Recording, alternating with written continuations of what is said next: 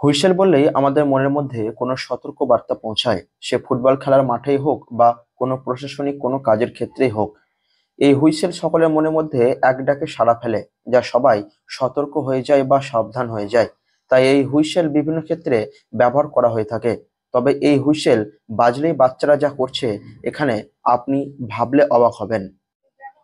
ব্যবস্থাটা হচ্ছে হুইসেল দিয়েছি প্রায় ছেলেমেয়েদেরকে, যাদের বাড়িতে কেউ একজন হয়তো রয়ে যায়, গার্জেন থেকে যায় বয়স্ক, তারা তাদের হয়তো জানিয়ে দেয় ছেলেটাকে যে 9টা বেজে গেছে বা 9:30 বেজে গেছে, স্কুলের জন্য রেডি হও। তখন সেই ছেলে আবার এসে একটা হুইসেল নিয়ে হুইসেল দেয়। হুইসেল দেওয়ার পর বাকি সব ছেলেমেয়েরা সেই হুইসেল শুনে তারা স্নানে চলে যায়, খেলা ছেড়ে স্নানে চলে যায়। তারপর স্নান সেরে জামা কাপড় পরে ব্যাগ ট্যাগ গুছিয়ে নিয়ে স্কুলের পথে রওনা দেয়।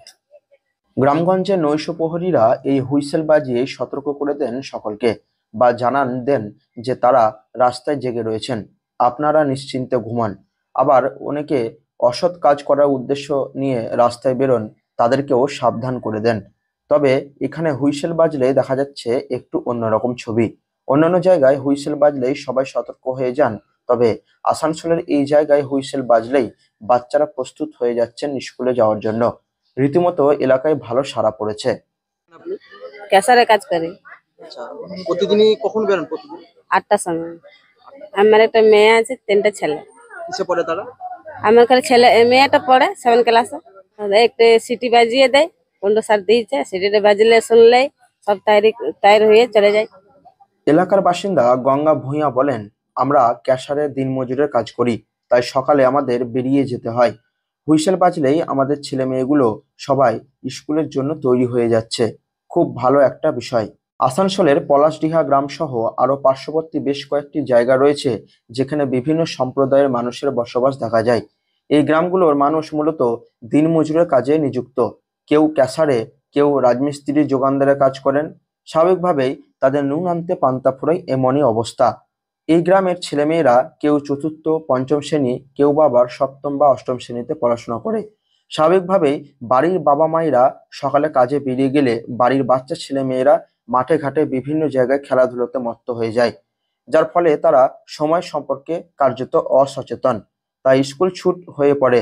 তাদের স্কুল ছুট কমাতে food education and economic development নামক একটি স্বেচ্ছাসেবী সংস্থা এগিয়ে এসে একটি অভিনব ভাবনা নিয়েছে।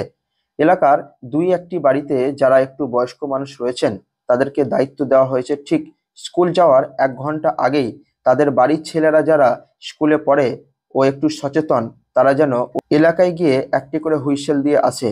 বাচ্চারা ওই আওয়াজ শুনে মাঠে বা যেখানেই থাকছে খেলাধুলোতে মত্ত, তারা সেখান থেকে উঠে এসে স্কুল যাওয়ার জন্য প্রস্তুতি নিতে শুরু করছে। এলাকা খুবই ভালো প্রভাব পড়েছে এবং আমাদের এই চত্বরে যথেষ্ট স্কুল ড্রপ আউটের সংখ্যা কমে গেছে সেই তুলনায়, এবং এটা যথেষ্ট সাড়া ফেলেছে।